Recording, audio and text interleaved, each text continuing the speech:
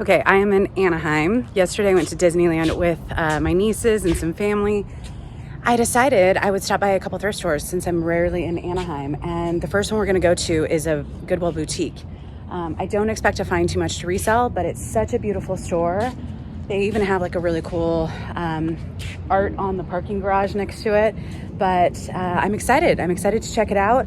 I think we're gonna do this one. There's just a regular Goodwill nearby. And then there's also something called THRIFTYLAND, kind of like a play on Disneyland. And it's like a small local thrift store. So yeah, I wanted to take you guys thrifting with me. My feet are in pain. I haven't been to Disneyland in over 20 years. I have have major issues with large crowds, and so I survived, and I'm ready to find a few things today. So let's go see what's inside.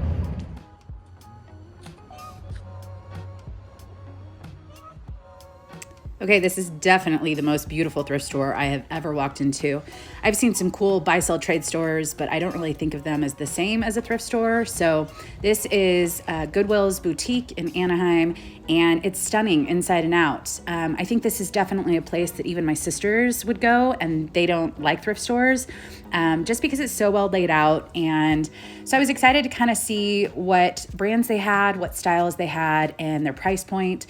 And I was really surprised that the price point was pretty reasonable. Reasonable meaning Orange County Goodwills are all kind of priced similar to this. So here's a $7.99 vest, and I liked the style, and I kind of thought it was a good festival piece. So I decided to pick it up. They do not have any sale or color of the week here, so all the pricing is flat pricing. But here I am just checking to make sure it's 100% leather, which it is. And so I picked that up. The side of the store right here is kind of the men's area, and then they did have a very small kind of hard goods area, but I loved the sign in the back, anything but ordinary, we are rare, which that's, I guess, why they named the store Rare. But yeah, it's just it reminds me a lot of Urban Outfitters in here, just the vibe and the styles, and so I think it's a fantastic place. I would definitely want to bring my nieces here just because I think it would be a lot of fun. But here's a Madewell sweater. This is priced a little high. I wouldn't pay that for this Madewell sweater, but if my niece was there and she thought it was fun, I think it would be a really great bargain for her. So yeah, it was just interesting to walk around.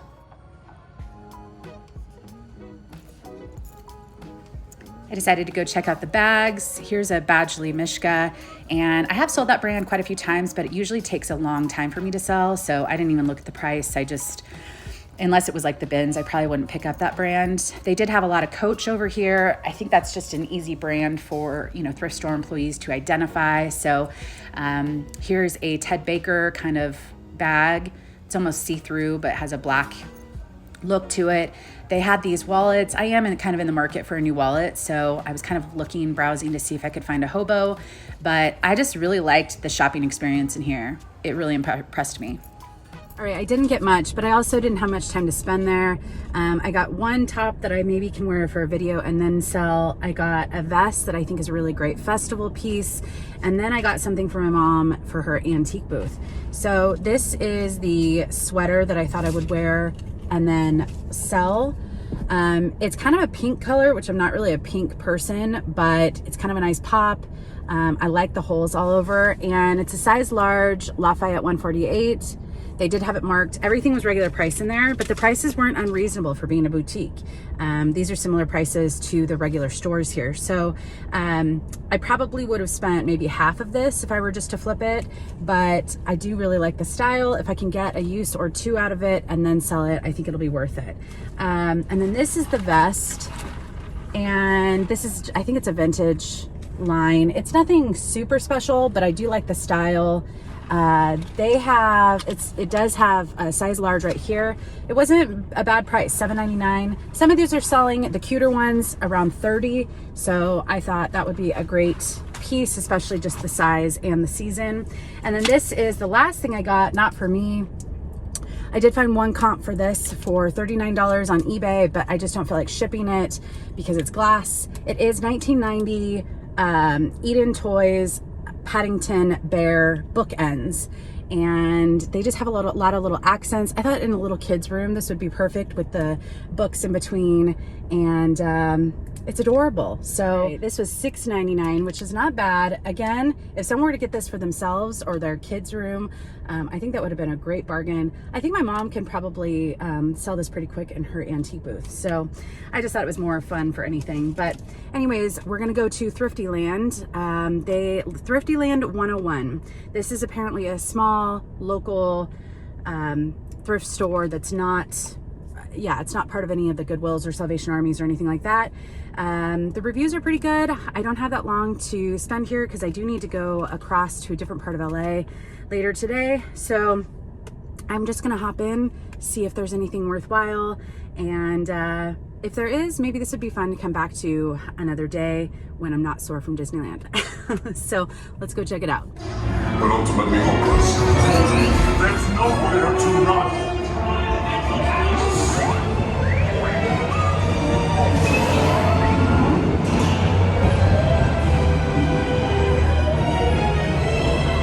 The location of the resistance base is secure.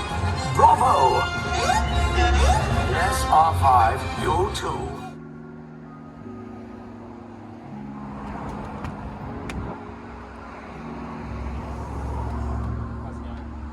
Oh, good.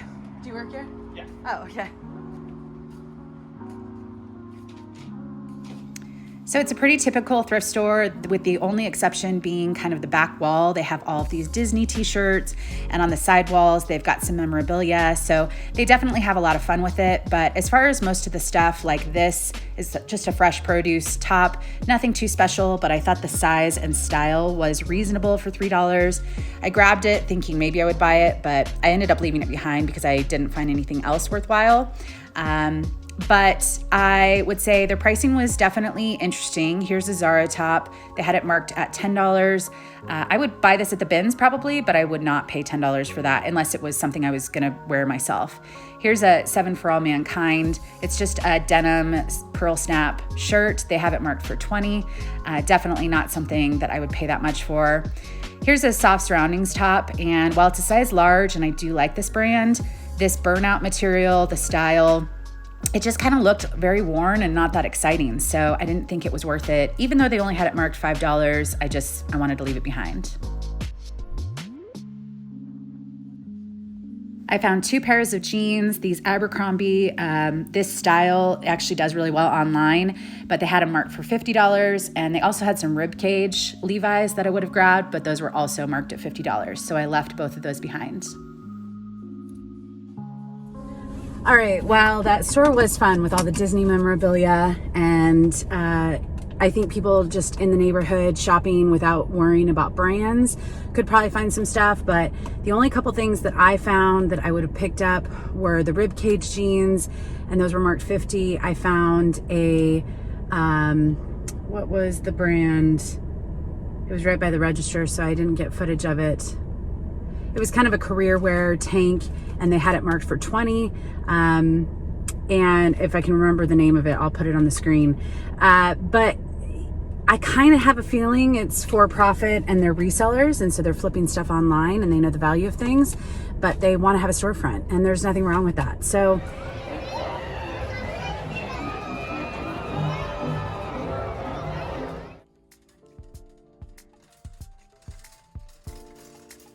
my last stop before leaving Anaheim was a regular Goodwill. I saw this Mountain Hardwear jacket, and I did put it in my cart because I was going to buy it, but one of the zippers was broken. I just recently sold a Mountain Hardwear jacket for $50 in a couple hours. So even though this was marked kind of high, it was the color of the week, which was orange, so it would have been 50% off. So I really wish that zipper wasn't broken because I think it would have been a good pickup. Here's a Madewell, just kind of a lightweight jacket. I liked the color, but I did not like the price. Madewell, unless it's a really spectacular piece, I really won't pay much more than, $2 to $5. So I left that behind. I went over to the shoes and I spotted these Converse, and they kind of looked a little worn, but I did a Google Lens search in store, and this is the John Varvatos Converse Weapon shoes. The style is called Weapon, and the style kind of looks worn, even brand new. So they only had these marked at $7.99, which I thought was pretty reasonable, and some of the comps are around $50. So yeah, we'll see about those. All right, I spotted these cycling shoes. These are actually for mountain biking. Road shoes actually have a different bottom, but Pearl Izumi, kind of a mid-range cycling brand. We're going into cycling season, meaning, spring and summer is really where a lot of people start getting back on their bikes. So these would probably only sell for about $30, but they should be able to sell. So here's another pair. These are more of like a casual, but you can clip in to your bike with these. I probably would have grabbed these as well, but there was some staining on the front, and so I left those behind. All right, this is my first time finding this brand, Judy Blue, and I first heard about it from Amber Resells in one of her jeans videos. And if I can find that video, I'll link it below. But it's a brand that doesn't seem that special, but she actually discovered it does pretty well on both Poshmark and eBay. And recently I heard, I think it was Kelly Schaffner, talk about it in one of her haul videos. And so I've just been wanting to try and sell this brand. They did have it marked up or marked at $11.99, which is pretty steep. But this one had a little flaw on the knee, so I left that. But I did grab these other two. They're both plus size, which is great. And I just want to give the brand a try. It looks like I should be able to get maybe about $35 for both of these. So we'll see.